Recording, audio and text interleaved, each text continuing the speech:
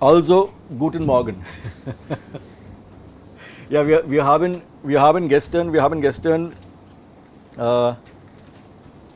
einige Texte gelesen. Wir haben gestern Texte gelesen, zum Beispiel Ratschläge mit sollten und mit Sprache arbeiten.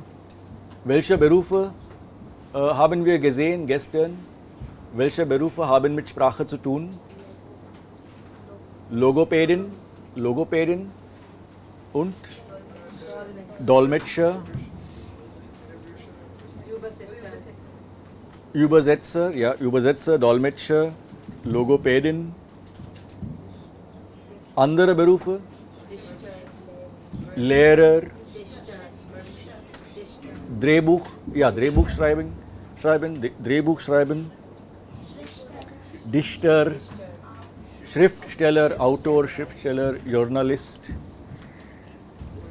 Viele Berufe, Diplomat, viele Berufe haben mit Sprache zu tun. Oder Anwalt, Rechtsanwalt.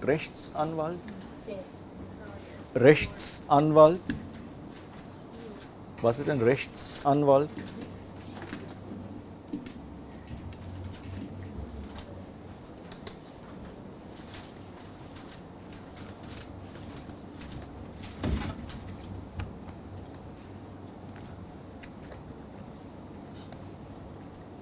Die Rechtsanwältin.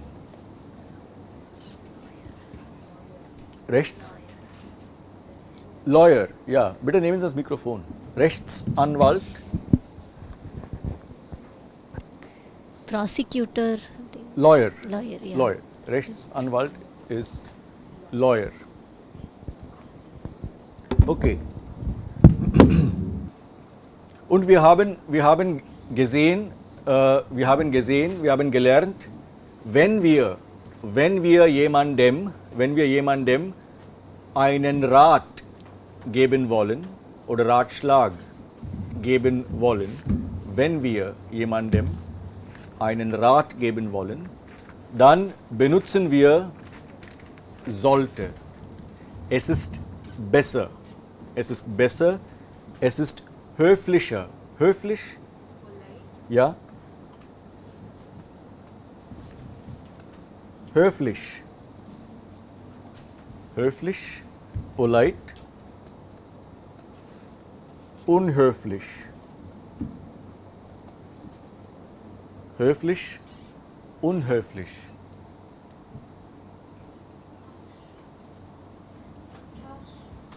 Nein, impolite. Unhöflich. So the use of sollte is a polite use. And what did I say? What form of sollen is this? Past, but also subjunctive. And there are subjunctive forms of all verbs, which at some point of time we'll have to learn. And they're all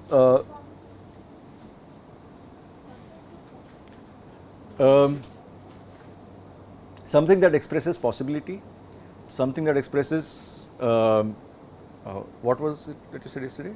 Expresses maybe, yeah, possibility or irreality. Had this been this way, then I would have done that. Okay, had this been this way, then I would have done that. So it is something that is saying that it is not like that, and hence I am not doing something. That. Yeah, kind of if clause. Yeah. But if clause in the sense, if you stand in winter, if you stand on snow with bare feet for 5 hours, you will catch a cold. That is not subjunctive. Okay, that is reality. Okay, so the point is that there are certain if clauses where the consequence is obvious. I mean, you don't have to guess it or you don't have to imagine it. Okay, so subjunctive is something that might happen. That is possible. Yeah, that is possible. Might happen, might not happen. So, term Kafkaesque. So, what do you, how do you understand Kafkaesque? Please take the mic. Absurdism Absurdism. or Wait. also yeah, nightmarish basically. Absurd. But what is the meaning of absurd? Absurd means Yeah, pass the mic. oh god. Like what is not reflected in reality, unreal, fantastic, like not based on reality, basically.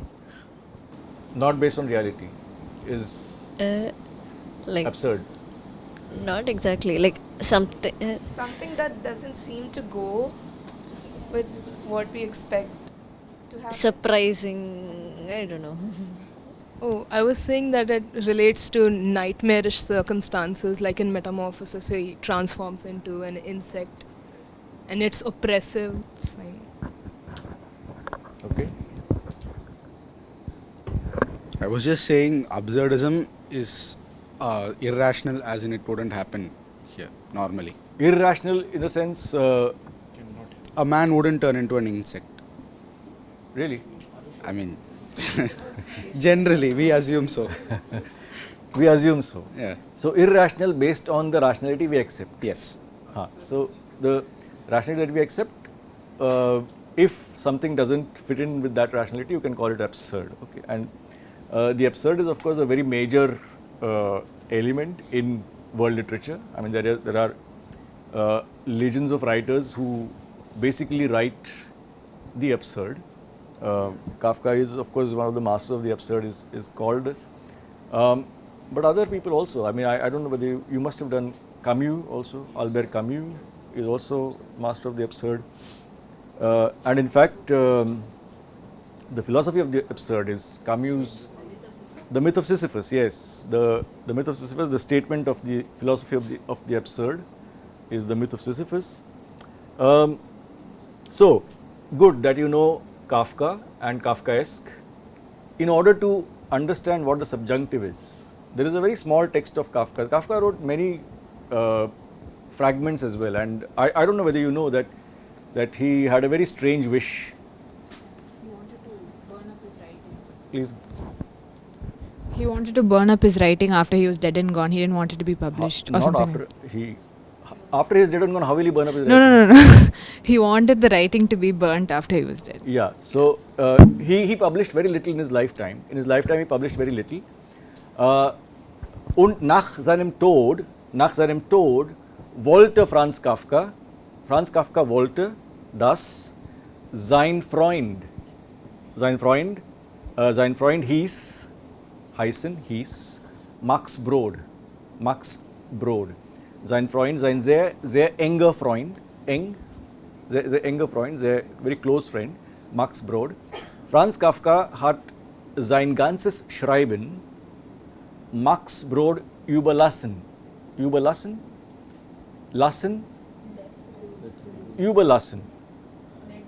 No, leave. Give over. Leave for somebody else. Okay. Franz Kafka hat sein ganzes Schreiben Max Brod überlassen und hat Max Brod gesagt, du sollst das alles nach meinem Tod verbrennen. Brennen? Burn. Have you learned the word brennen? Brennen hat gebrannt. It's not regular. Brennen in the present tense regular. Ich brenne, du brennst, brennt, etc. Brennen. B-R-A-N-N-A-N.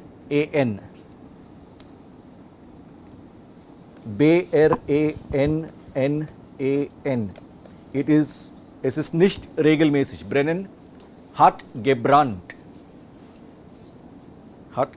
Ja, also, Franz Kafka hat dann Max Brod gesagt, du sollst nach meinem Tod alles, was ich geschrieben habe, sollst du verbrennen. Und Kafka hat in seinem Leben hat Kafka sehr wenig publiziert.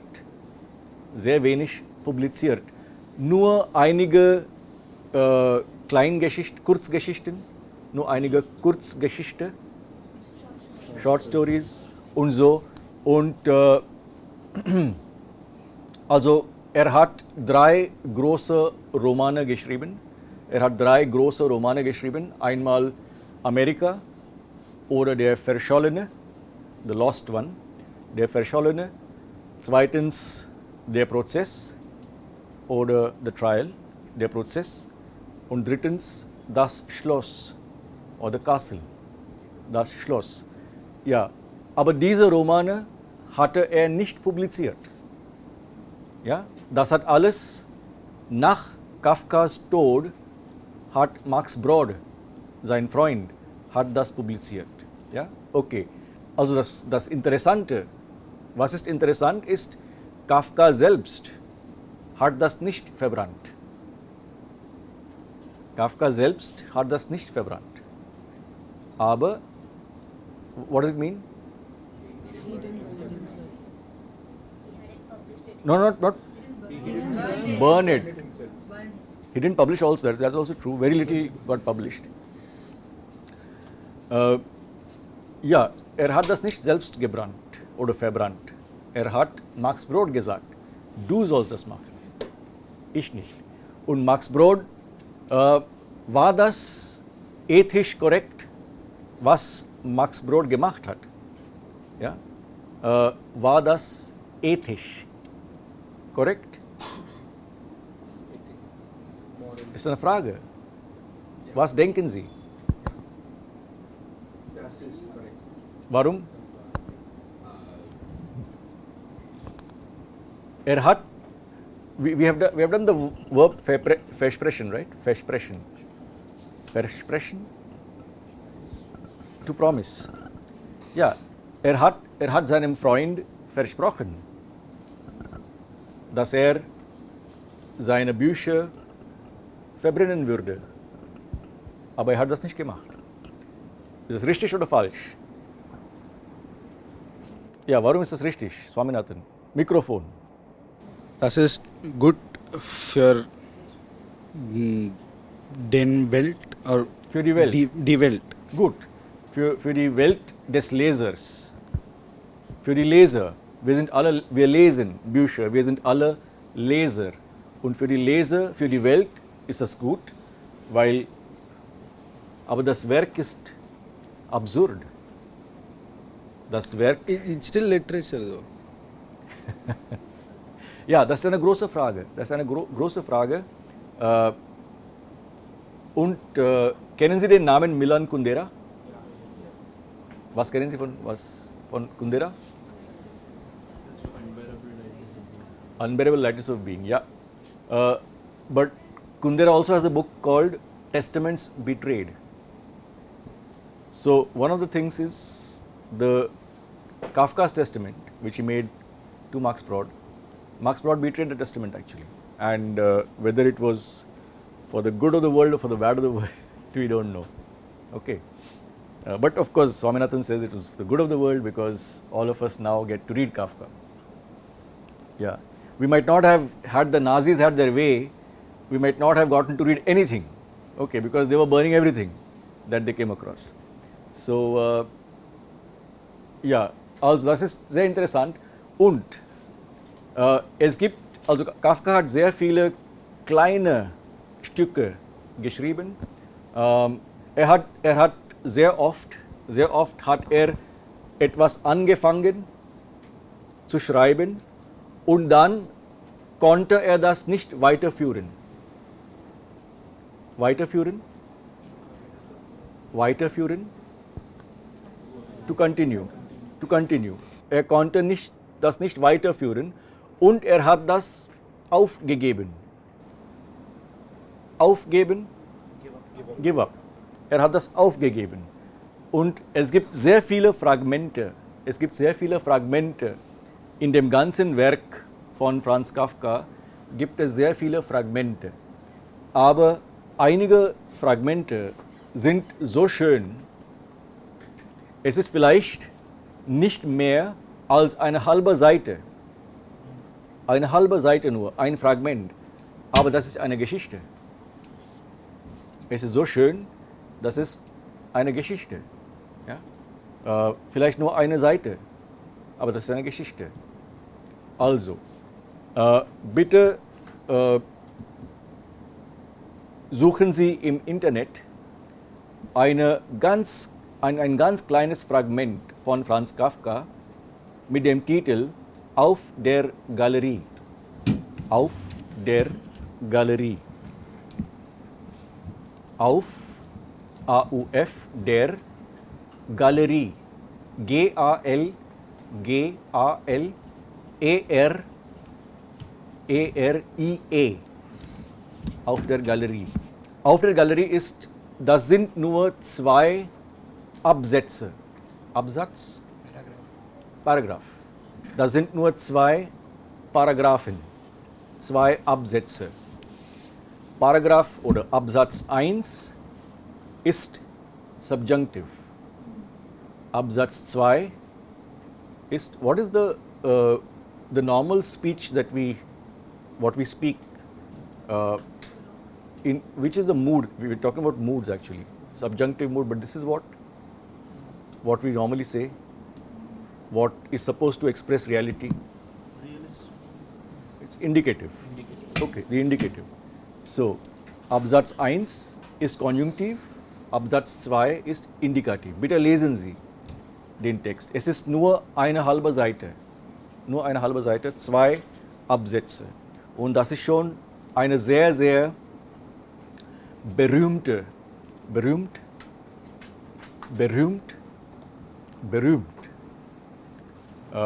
famous. Also, auf der Galerie und, ja, vielleicht etwas später, ja, auf der Galerie von Franz Kafka. Let us come to Aufgabe 10. Lektion 7, Aufgabe 10. Generationenprojekte. Aufgabe 10. Der Titel ist Generationenprojekte. Generationenprojekte. Sehen Sie die Bilder an und lesen Sie die Texte. Aber die Texte sind nicht komplett. Ja? Welche Informationen über das Projekt bekommen Sie? Welche Informationen bekommen Sie? Bekommen? Get. Und welche Informationen bekommen Sie nicht? Ja? Okay. Ja, schauen Sie sich, bitte sehen Sie die Bilder an. Ja, was sehen Sie auf dem Bild 1, auf dem ersten Bild? Generationenpreis für altes Haus. Was zeigt das Bild?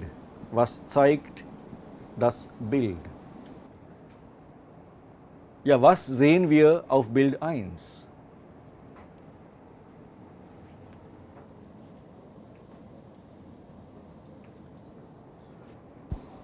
Wie viele Menschen?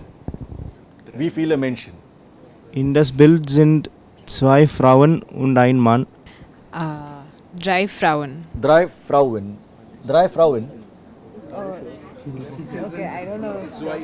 Okay, 2 2 Frauen und ein Mann. Und ein Mann. Ja, 2 Frauen, ja. Vielleicht. Oder 3 Frauen, ich weiß nicht.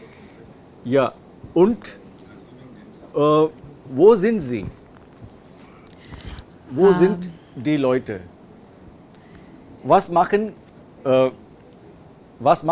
die Frauen und der Mann? Stehen sie oder sitzen sie irgendwo oder was? Ja, Swaminathan. Steht. Swaminathan. You say Madhu. Essen im Restaurant. Ja, sie sind im Restaurant Sie sind im Restaurant. und ja, der Mann und die Frau.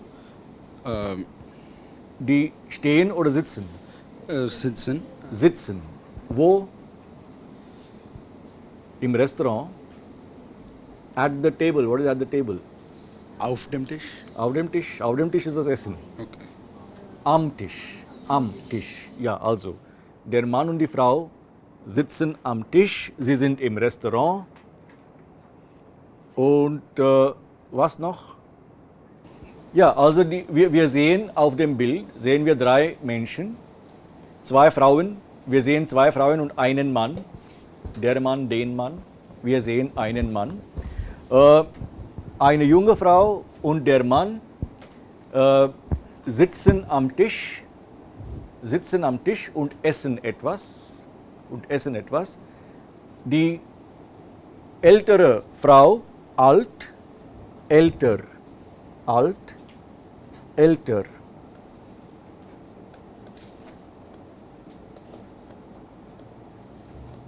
Die ältere Frau bedient. Bedienen. Bedienen wir dann. Selbstbedienung, bedienen, to serve, ja. Bedient. Sie bringt das Essen. Die ältere Frau, sie bringt das Essen. Okay? Ich lese den Text ganz kurz. Das Projekt Altes Haus bekommt in diesem Jahr den Preis Jung und Alt im Wert von 5.000 €. Die beiden Leiterinnen, Agnes Viertler, 82, und Ina Oels, 26, hatten etwas, wir wissen nicht. Ja? Also wie der Bericht, wie die Reportage, wie der Bericht, wie der Report, Bericht, der Bericht.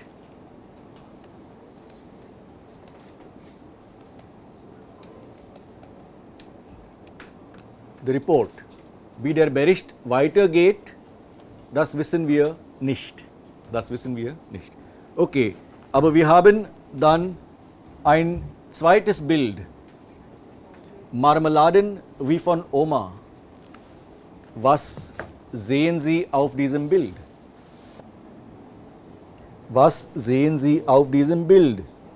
Ja, Marmeladen wie von Oma. Kurs Marmeladen einkochen am 14. August im Café Altes Haus mit Agnes Viertler und Rosa Brecht. Bringen Sie Ihre Früchte und dann wie es weitergeht, das wissen wir nicht. Ja? Aber, what is the keyword? Was ist das Schlüsselwort in Bericht 1? Generationenpreis für Altes Haus. Das Projekt Altes Haus, das ist ein Projekt. Zweites Bild, lauter. Kurs, Marmeladen einkochen, ja, Kurs. So what does it tell you? What might it be about? One, little louder. Here. It's about a course on marmalade making. Ja, das ist ein Kurs. Ist ein Kurs. Yeah. Ja. How to make marmalade. Lakshmi Priya. Ja. Wie macht Marmelade? Who? That's correct. Wie machen wir Marmelade? Oder wie macht man? Okay. How does one make marmalade? Wie macht man Wie Marmelade? macht man Marmelade? Ja. Marmelade? Und dann drittes Bild, 5 Jahre altes Haus. Das wollen wir feiern. Am 18.10. um 14 Uhr Programm. What is this about? Yeah. Abhirami? The 5th anniversary of the Yeah. cafe. Die 5. Jahresfeier. Jahresfeier. F-A-E-A-R. Fire. Feiern, to celebrate. Fire is celebration. Jahresfeier is an anniversary. Jahresfeier. Yeah, die 5. Jahresfeier. Yeah, tomorrow we'll have to finish this.